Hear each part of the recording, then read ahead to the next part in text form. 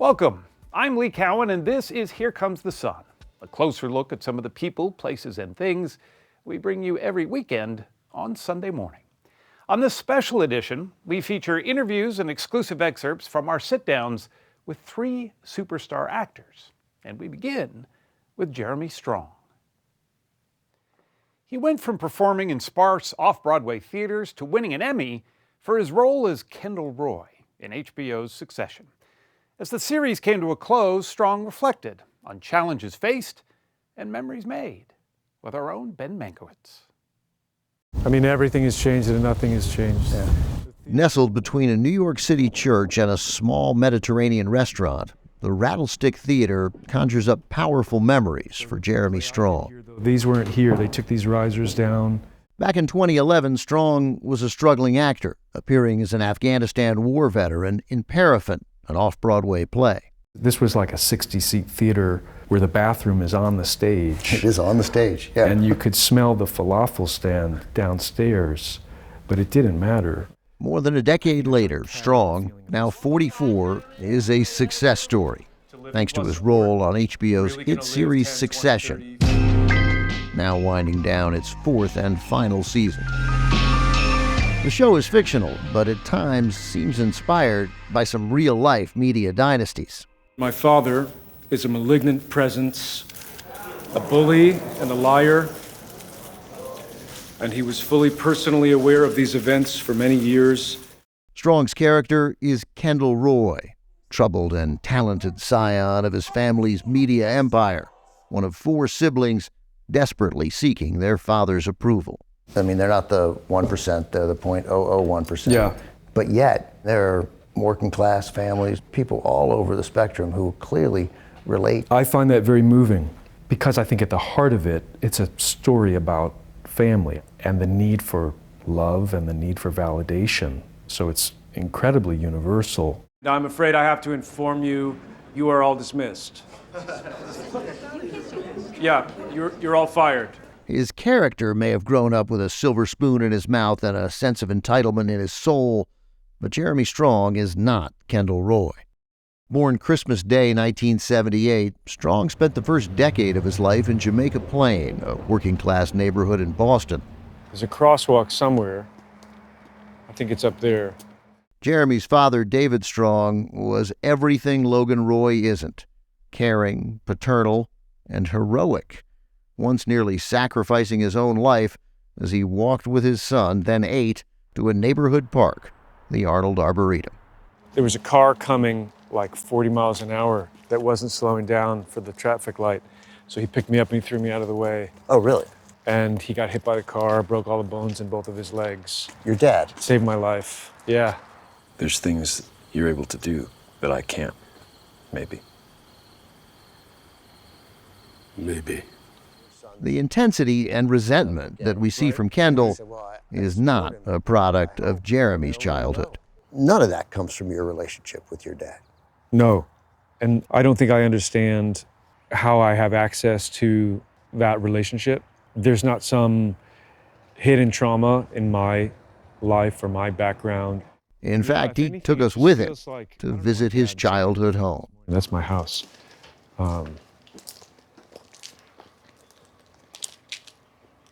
The moment seemed to catch him off guard. You haven't seen it in 20 years. It just feels big feelings coming back here. I don't want to monumentalize it, but in a way, these are like the waters of childhood. At around 5, Strong started acting in community theater. In high school, he got jobs on local movie sets, learning from filmmakers he grew up idolizing. I worked on The Crucible. I worked on Amistad. I remember Tony Hopkins, giving his speech. What are we to do with that embarrassing, annoying document? As John Quincy Adams, and it was incredible. It was incredible. He even got to work with Daniel Day-Lewis, an uncommonly committed actor who's had a lasting influence on Strong. I'm a student, I think eternally, really, and you're trying to absorb visceral clues from anywhere you can. After earning a scholarship to Yale, Strong moved to New York, where he started auditioning, barely scraping by. I don't think I had anything in my fridge. I worked a lot of jobs, waiting tables, room service, shredding paper, anything. Most of his acting work came on the stage, off Broadway. There's inherent value in just doing good work. The feeling of, no one might see you do this play. You're making $50 a week, but you're swinging for the fences. Then came that play here at the Rattlestick. There was a casting director. She came to see me in this play, and that year I worked on Lincoln and Zero Dark 30 and Parkland after that, and everything changed. So you're offering us a chance to short this pile of blocks? More movie work followed before that big break in 2016, being cast as Kendall Roy, which has earned him an Emmy for Outstanding Lead Actor. Action that, but soft, no prints. The critical praise is due in part to his hyper-focused approach to finding his character's emotional reserves. I killed a kid. On Succession, he often isolated himself from the rest of the cast, which is exactly what Kendall would do. You're not a method actor, right? You would say no to that. Yeah. No. Yeah. It's everybody has a method, but I would say mine is always changing, and it's really just following the line of your intuition that is dictated by whatever you're working on. Is there a risk in that level of commitment to you personally? The fear I would have is that, you'll burn out. I don't think so, because I find a tremendous amount of joy in doing this. A bit of that joy, however, has been tempered. There's been criticism fueled by a 2021 headline-making profile in The New Yorker that Strong's process can go too far. Did it make you sad? Sure. Yeah. He'd prefer not to discuss the article, but to his credit, he answered every question we asked. It made me feel foolish to be presented in a certain light. Do I regret it? Here's the thing, would I do anything differently? Would I hedge or hold back answers or try and calibrate myself differently? No. Strong has found time recently for other projects. The married father of 3 can afford to be picky now. Next year, he'll return to a familiar place, the stage, in An Enemy of the People on Broadway. I read it and I just immediately said yes. But it's his work on Succession that has defined Jeremy Strong for the past 7 years. And now it's time to let go of Kendall Roy. But you're done now. Yeah. Put Kendall to rest. Yeah, I did. I went home to Denmark where my wife and I have a place, and I went out, sat on the beach, watched Kendall go down with the sunset. Adios. You felt that was okay? I've been living with this character and trying to carry his struggle for so long, but I'm happy to be finished and relieved and released. And now, here's an exclusive extended interview from Ben Mankiewicz and Jeremy Strong. Something you'll only see right here on Here Comes the Sun. Before you had kids, what would you and Emma do on a date? What would you do? Would you go to a Knicks game? No. I'm trying to think of something that I could say. What would we do on a date? No, just normal stuff, She loves rom-coms, so we watch rom-coms. I'm like a normal person that Give me a romantic comedy that you like. Take your time. We're not going to... I plead the fifth. Ben, I plead the fifth. Notting Hill? Love Notting Hill. Notting Hill's great. Notting Hill's a great movie. It's great. Notting Hill is a great Yeah, it is a great movie. If HBO was like, you know what? Sorry, one more short season.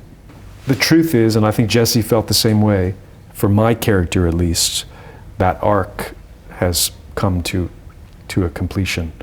In a supremely, almost historical, I feel a sense of having been given, it's like getting to play Michael Corleone or something. It's like getting to play one of the great, writing-wise, one of the great modern anti-heroes. Kendall is just a tragic hero, a kind of disaster in slow motion unfolding over 4 seasons, over 39 hours of story. And so it's the ultimate gift as an actor.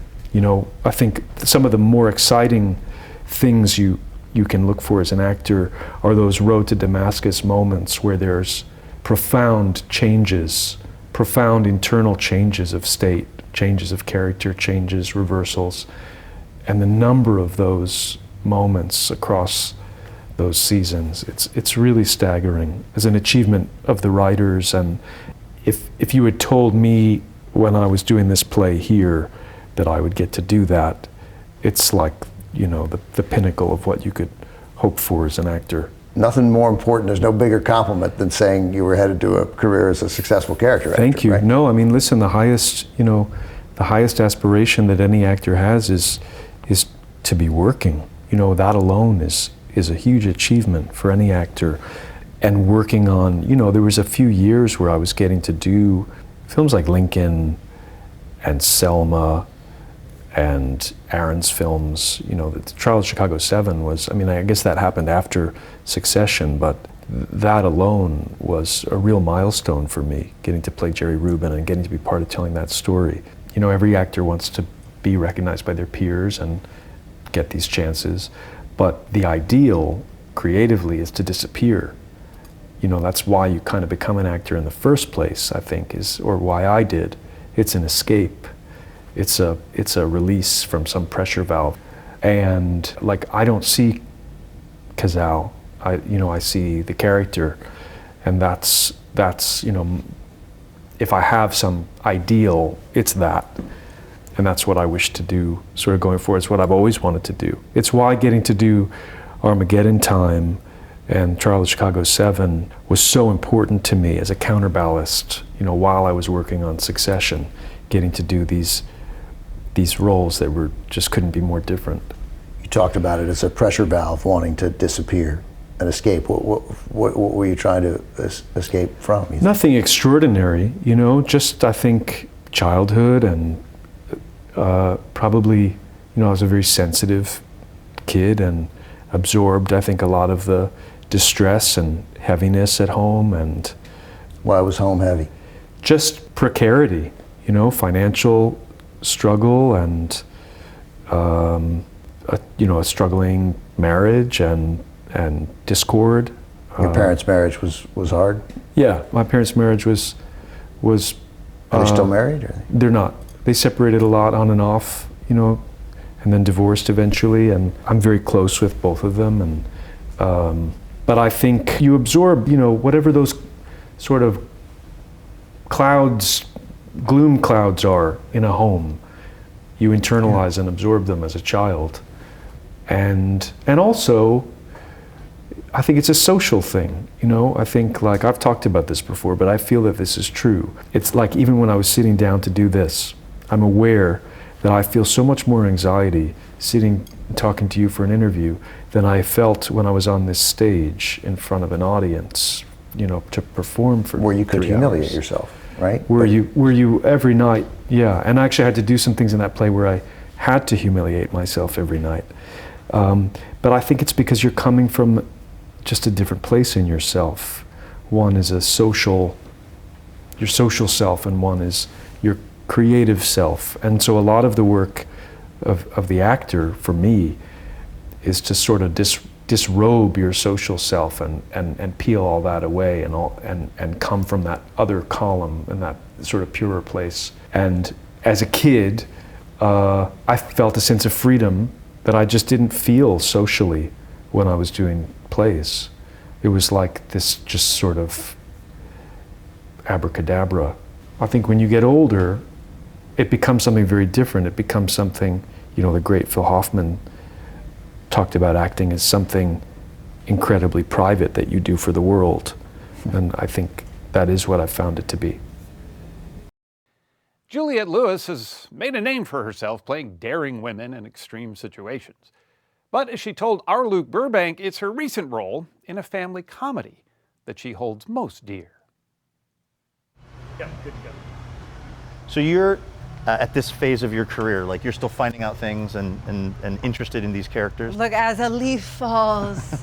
What was that? The only predictable thing about interviewing Juliette Lewis This is a Dodge Challenger. Man, I wish I could spout out all the facts about it. is that there's no predicting where things might go. What is the story on this car?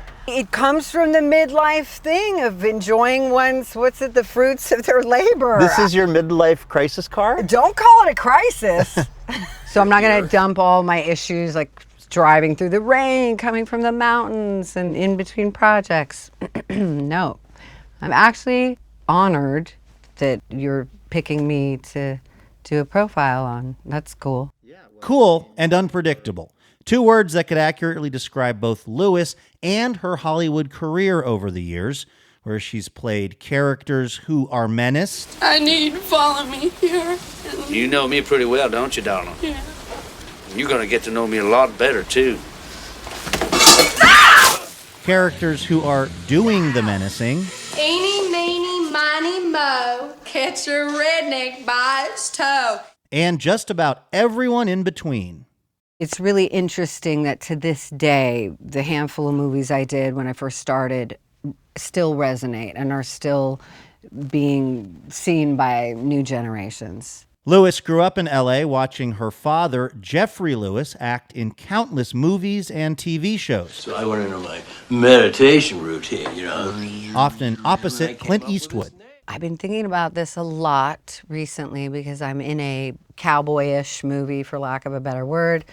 It's a weird Western, but I feel like my dad because I'm like in the gear and the boots and I gotta ride horses, and my first sets are those kinds of sets. That was my first time on this playground. But Lewis says the acting bug didn't actually bite her until her teenage years, when with no formal training, she started going out on auditions.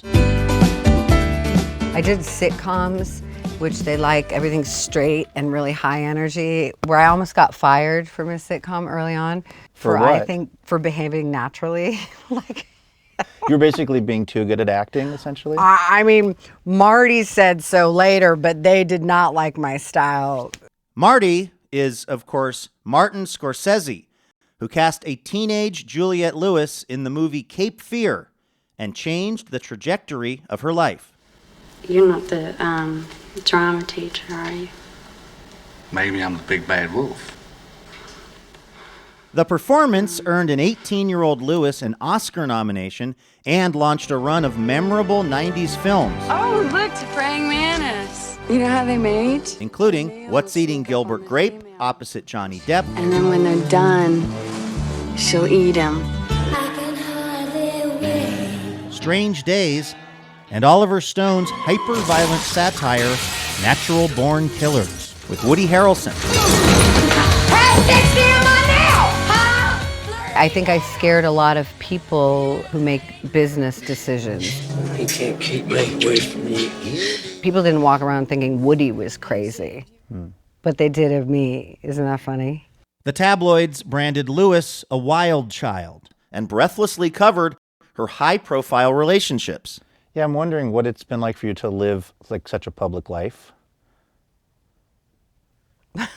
I mean, to be a celebrity, to have people kind of know who you are. Like, did you know what you were signing up for with that? No, I'm laughing because what if I just started weeping and fell apart? That would make this a really good special.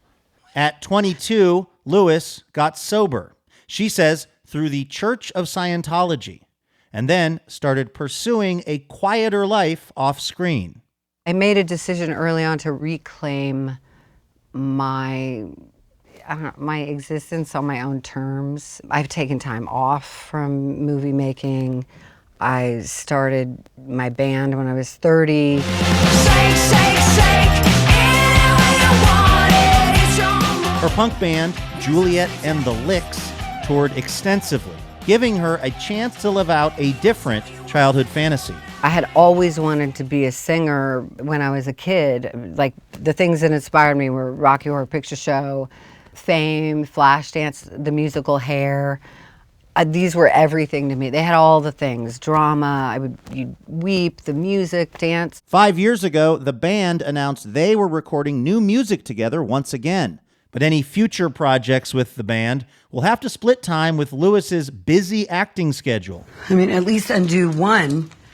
I am starving. Including starring as Natalie in the hit Yellow Jackets. Natalie, time for group. Airing on Showtime, which is part of our parent company, Paramount Global. The show is about a high school soccer team from New Jersey that gets stranded in the wilderness. After they rescued us, I lost my purpose. I love the idea of when you think someone's one thing and they're another. What you reveal and what you conceal, and that dance is what's interesting to play. And as we neared the end of the interview... Okay, now I start crying. Something else I wouldn't have predicted. I'm not trying to have tears this interview. The one moment Juliette Lewis grew visibly emotional in a conversation spanning life, love, family, addiction, and acting.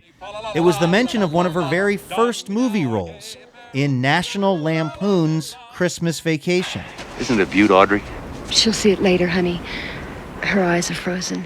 I'm curious if you had a sense what a cultural touchstone this would be. I mean, it's obviously required viewing around Christmas. It is so moving to me that to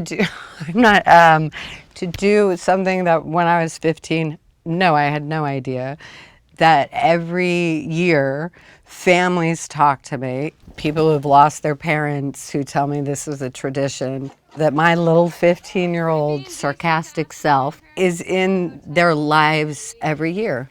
That's really remarkable and a blessing and just getting lucky. If luck is the residue of design, then Juliette Lewis's career appears to be the result of taking chances, staying true to yourself, and never, ever being predictable. Yeah, it's weird. Middle age is weird because what sustains you in your 20s is not necessarily what sustains you in midlife. However, I don't ever want to lose a certain kind of fire, seizing the day, all that good stuff. But no, I'm not a maniac. Meaning if we weren't doing this, I would just be at home. I would just look at the mountains and listen to the birds and throw a ball with my dogs, stuff like that. Here's an exclusive excerpt from Luke Burbank's conversation with Juliette Lewis. Did it feel like you were sort of destined for this, for being an actor, because of how you were raised and you're in LA? And I mean, did this seem sort of like it was inevitable? A career in the arts was inevitable, but as a kid, I didn't know the compartmentalization of career, like movies and TV and music is this and dance is this, because I came from little musical workshops. I think that's what informs how I work, because I'm very physical. And anyway, I took singing and dance and acting and loved people watching. I was always curious about, especially people like in class who weren't getting enough attention and stuff like this. Maybe I was one of those people who I would just befriend this sort of underdog thing. I don't know why that is. But to answer your question, yeah, field in the arts was for me. Did you go to regular school as a kid? Went to public school, private school, boarding school, but mainly public school. So you weren't one of those actor kids who was just getting tutored on set and not going to a traditional, middle school or high school? I did that for a time. Later, I got my GED. I didn't start acting until teenage years, and it gave me this outlet to focus all my curiosity about identities. I was like a punk rock, I was a B-girl, I literally would switch. Like B-girl, like B-boys? Yeah, no, I had acrylics. You'd be surprised. I had golds. It was 1987, 86. But then I was new wave. That's when you defined who you were, but literally by your music and then who you hung out with. But prior to that, I was an equestrian horseback rider when I was preteen. And then puberty hit, and that was quite scary. So my point is, acting was good because it gave me a sense of discipline, focus, integrity. I could focus my energies. I would have liked to have picked up an instrument and been songwriting. I think that's very therapeutic for people like myself, too. What did you think when you got the script for Yellow Jackets? Yeah, I thought it was so incredible and suspenseful and different, and I was excited about it. I was terrified of serialized storytelling because I like things you do and then you're done and you take a breather. They're longer commitments. So there's challenging things about it, but I know right now it's a renaissance of writing and storytelling more than movies, but I love movies. Why do you think this show has resonated with people so much? I mean, it's a huge hit. I know, I'm the worst person. I never know. I never know why things, and I have a whole career that's defined by this one hit, this one didn't. Have you given up trying to anticipate if something that you do is going to become a quote-unquote hit or not? I try to do that. I try for my mental health. Well, here's why. The whole lesson of not thinking of the outcome or the expectation, but just fully leaning into a good experience. What keeps you doing as many projects as you do? I don't know. I think that it's this little dreamer mind. It's sort of like a gift and a curse of imagination. I don't know. I like it. It gives me things to mull over. I love scene work. Like the stuff I'm doing now, I have to play a person who has a throat injury because she got cut. So and the writing was so good. I just love the alchemy, the writing, the other actors, the director. But the writing's so good, it described her voice, and I immediately got an idea. But it all could be done horribly, and that's always the catch. That's the pressure. If you really commit to a choice for the character and it doesn't work, yeah, you're really exposed. Yes, you can be embarrassing, and that's the line of work I chose. My odds, they hopefully, I mean, it's panned out sometimes, but I'm not always the best judge. Some things I thought weren't great. Other people told me what they thought, and I was like, oh, all right, I guess you guys know. You're the deciders. Eva Longoria may be best known for her breakout role as Gabby on Desperate Housewives. These days, though, it's her interest in political advocacy, Mexican cuisine, and directing that's keeping her busy. I caught up with her in Los Angeles. People think Mexico's just about tacos and tequila, and today we're gonna have tacos and tequila. When Eva Longoria invited us over to her Beverly Hills home for lunch, well, we assumed it was just that, lunch. But she also served up a bit of culinary history, too. You know, Mexican cuisine is the only cuisine in its entirety protected by UNESCO as a World Heritage Treasure. Is that right? Yeah. Corn, beans, chile, chocolate, vanilla, avocado. And, of course, tequila. We're not gonna get too drunk so your producers don't get scared. That's a ranch water cocktail, a drink most say was born in Texas. Taste that, that's for you. While that noodle dish, fideo, is thoroughly Mexican. A bicultural menu just like Longoria herself. When I'm in the United States, oh, you're Mexican. And when I go to Mexico, they go, oh, the American. I'm like, wait, yeah, I'm both. I'm 100% Mexican and 100% American at the same time. She was raised in Corpus Christi, Texas, but her Mexican roots date back some 13 generations. When the King of Spain, she says, granted her ancestors some land in what is now South Texas. And you still have it? We still have that land. If you look at an older map, it says Longoria Road. Hola. Hola, buenos días, bienvenida. Longoria now spends about half her time living in Mexico with her husband and 4-year-old son. You have to come here when you're in Mexico City. So when Stanley Tucci of CNN's Searching for Italy fame approached Longoria about doing her own international food series, she knew right where to go. The people here are so secure in who they are and where they come from. Eres un artista. Searching for Mexico, out later this month on CNN, is just as expansive and informative as its Italian counterpart. Wow. This cooked onions in the grease that's falling from the pork. Yeah, it's amazing, the flavor. It's like a game changer.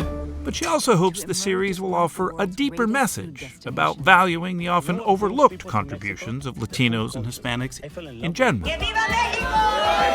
This is the Academy Award room. That's in the Academy Museum of Motion Pictures, Screenplay, directing, best film, best movie. E.T.'s over here. where she was quick to point out that in the acting categories, there's only been a handful of Latino winners. Latinos are 23% of the box office tickets sold. Do I think we should be more than 5% in characters on film? Yes. You know, so yeah, is it frustrating? Absolutely. It's easy to forget the role that made her famous on ABC's Desperate Housewives was really a big step toward diversity. Welcome to the neighborhood. Well, I am Gabrielle Solis. Would it be better if we came back at another time? There weren't a lot of Latinos on network television back then, but her character, Gabby Solis, became a sassy, sultry superstar. This table is hand-carved. Carlos had it imported from Italy. It cost him $23,000. You want to do it on the table this time? Absolutely. I quickly realized I was going to have a platform or a voice. And my mentor, Dolores Huerta, is the one that actually told me that. She said, one day you're going to have a voice, so you better have something to say. Down with racism! Abajo! Down with sexism! Abajo! That's Dolores Huerta, who spent most of her life fighting for the rights of Latinos. Longoria had similar passions, but she didn't want people to listen just because she was a celebrity. This is a movement, people! She wanted them to listen because she actually knew what she was talking about. This machine got me through my master's. Yes, she said master's, as in degree. She got it going to night school at Cal State Northridge while still filming Desperate Housewives. What did the other students think? You know, they obviously knew who you were. They were so generous with me. I mean, the big reason I wanted to get my master's was to better understand where we came from so I could help my community go to where they needed to be. In 2013, she graduated with that master's in Chicano Studies. It was born from a derogatory term for a community that was seen as less than. And during the civil rights movement, we reclaimed it and we said, you know what? We are. I am a Chicano. I am a Chicana. And action! When she began directing, she could cast Latino actors and hire Latino crews and do stories about Latinos themselves. This is the Cheeto factory that we built. Like her first feature film, out in June.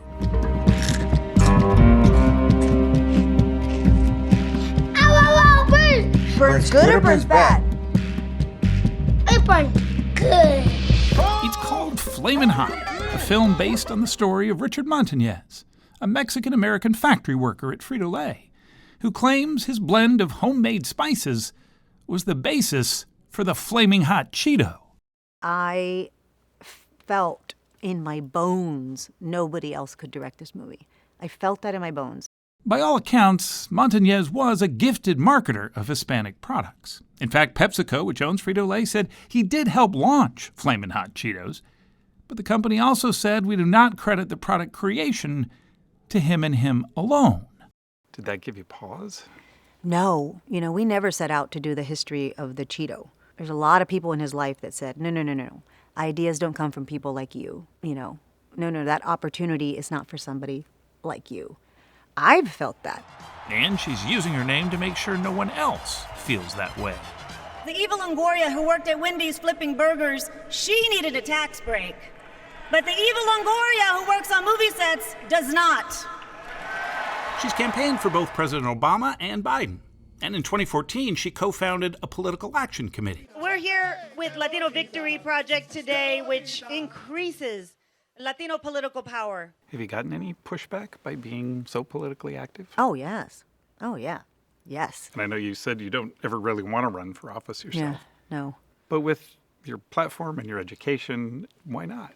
Here's the thing. The reality is you don't have to be a politician to be political.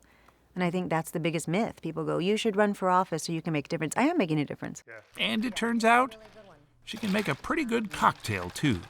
Thank you for lunch. Thank you for coming It's amazing. over. Eva Longoria may have been a desperate housewife back on Wisteria Lane, but now she's desperate for change. And that's a road, she says, that never really ends. People always go, oh my God, that show you did back then, that was amazing. Must have been the highlight of your career. And I was like, yeah, but wait till you see what's coming. And they say, what's coming? I don't know, but it's going to be good. Here's more of my extended interview with Eva Longoria, something you can only see right here on Here Comes the Sun. We have one thing in common, which is that we both worked at Wendy's. You worked at Wendy's? I did. When? I probably worked there before you did. Uh-huh. We still had the colors were white and blue striped. Okay. And the tables still had that old-fashioned newspapers on them. Oh, yeah. Remember that? Yes, So, yes. yeah. I had to wipe down many of those tables. Yeah. But you got that job. Why? Because I wanted a quinceañera, and my parents didn't want to pay for my quinceañera. We're 4 girls in my family, and I'm the baby. And they were like, hey, look, none of your sisters got a quinceañera. You're not getting a quinceañera. And they're very expensive. They're baby weddings. I mean, they're very expensive. And I was like, well, I'm going to pay for my own quinceañera. So I went and I got a job in secret. I would go after school and not tell my parents where I went. And I'd come home smelling like fries until one day my teacher came in and she's like, what are you doing here? And I was like, you don't know me. So my mom finds out. My mom's like, look, okay. But, my parents weren't allergic to me working. They just really wanted to make sure I was studying as well. Yeah. So I worked there forever. It felt like forever, all through high school, a little bit of college. Yeah. And I did everything. Flip burgers, French fries, drive-through, toasting the buns, washing dishes, cleaning the tables. Yeah. Did you like it? I mean, was it? I liked earning $1. Yeah. Like I liked the idea, even like the idea of like overtime. Wait, you get time and a half for overtime? I'll sign up. Like I just loved the idea of working hard and getting rewarded. And so I would just save my paychecks, and it all went towards my quinceañera. And I had a baby quinceañera. I got to have a baby. Once my parents saw how hard I was working because I really wanted this thing and I took initiative to do it myself, then they were like, okay, maybe we'll help you a little bit. And even when you first started here, you kept working. Yeah. Right? No, I mean, came, just in case the acting thing didn't turn out right, you were well, like. I didn't grow up wanting to be an actor. Yeah. Everybody thinks like, oh, you have these dreams of holding an Academy Award. I didn't. We had 3 channels. We didn't have cable. We didn't. It wasn't celebrity culture and this, obviously, social media, and that wasn't. We're not inundated with it as we are now. We weren't then, and so I just knew I was going to be successful. I don't know what I was going to be, but I was like, I'm going to be successful. Just when you were a little girl, you just knew that whatever you were going to do, you were going to be the top. I remember the first job I had was mowing lawns because I was like, my allowance is not enough, which was, by the way, like $2. Like, we got $2 a week for washing dishes. And I wanted something. I don't know if it was a Cabbage Patch Kid or something. And my mom's like, yeah, well, you better figure that out because we're not buying that. And I think my dad said he would give me $20 if I mowed the lawn. So I did it. And I remember the $20, and I was like, can I mow it again tomorrow? Because if I mow it every day this week, I will have $100. And my dad's like, that's not how the lawn works. Okay. But he said, you can mow other people's lawns. So I went and knocked on doors, like, can I mow your lawn? Can I mow your lawn? And then they were like, $5. I go, $5? What is this? Like, I already had a business. And I mean, do you ever get tired of people asking you about Desperate Housewives? Never. No? Oh my God, no. My heart fills with joy. I was just in Portugal and people are like, Gabby. And they're right. Yeah, I'm so proud of what we had built. And in that time too, we were just talking about that, it was such a big moment in TV at that time. I remember it was like reality was taking over and there wasn't a lot, and Housewives saved the network. It was like Housewives and Lost and Grey's Anatomy. We all came up in the same year, and it just changed the face of television and Housewives specifically being such a global success. I remember going to London for press, and there were so many people around the hotel when we were pulling in, and I was like, oh my God, who's here? Is Bono here? Bono must be here. Somebody's here. And I asked the lady, I was like, who's here? And she goes, you. And I said, no, who are these people here to see. Like, I thought there was a concert happening. And she was like, she was confused and I was confused and we were just staring at each other. I'm like, I'm not hearing you. She's like, you're not understanding me. I'm like, I don't understand. I mean, the global impact it had of like going to another country and people know who you are, that was weird to me. Did it change you at all? I don't think so. I've had the same team for 20 years, so they can tell you. When you come into any sort of fame, people around you change. Like, you don't necessarily change, but everybody around you changes, which sometimes then makes, they're making you feel more important, then maybe your ego gets bigger, or they're showering you with things, then you start to feel like you deserve them. And so I don't think I changed. I do think things changed. I stay at nicer hotels. I have nice shoes. But, do I love me a Walmart? Yes, I do. Do I love me a Target? Yes, I do. I'm Lee Cowan. Thanks for joining us. We'll see you right here next time on Here Comes the Sun.